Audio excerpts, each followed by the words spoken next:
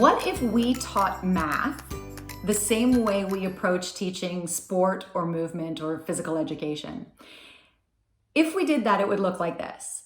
When your child was 2 or 3, you would decide what kind of math you thought your child should do. Maybe you think your child should only learn addition or only learn subtraction, or maybe even you think you're not a family that really likes math or is any good at math, and so you're not even going to introduce your child to math. And then by the time your child got to kindergarten, they would walk into their first day of school and the teacher would assess them and they would decide, okay, those of you kids who've already had some previous experience with math, we're going to put you into the math group. The rest of you guys, don't worry about it. Math's just not for you guys. We're just going to put you over there and you can play some games, but we're not really going to invest any time into your skill set because you're just not really born good at math. And then the kids that showed some natural aptitude for math, maybe they could pick up a pencil or write some numbers down early in their life, we would take those kids and we would highly specialize them. And we would put them into the only addition category or the only division category or the kids who are only going to learn subtraction. And we would hammer those guys with very, very specific skills, keeping them separate from learning any other math skills.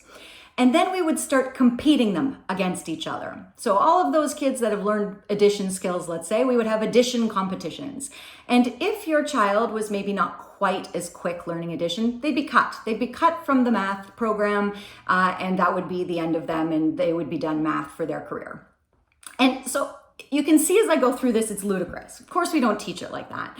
Of course, what we do is we say all kids deserve to learn math skills. We don't know which kids are going to go on and become the next Khan Academy creators or the next Harvard geniuses. And we don't know which kids are going to use math to balance their checkbook and not really have any other interest in it. But regardless of that, we're going to teach every child the necessary skills so that they can choose as they get older how much math they choose to use or not. That is why I'm passionate about physical literacy. I believe fundamentally that sports should be taught the same way. And I don't mean sports in the sense of volleyball or football. I mean basic movement skills. I mean the fact that every child should be confident running, jumping, skipping, throwing, catching, leaping, all of those movement vocabulary skills that they need so that they can choose how they apply that when they're older. We don't know at 2 and 3 which kids are going to have the focus and the determination and the skills required to become amazing Olympians. And we don't know which kids are just going to be like, that's not really for me. But I think it's fundamental we teach all of the kids the skills that they need and allow them to choose it as they get older, not for us to choose when they're so young.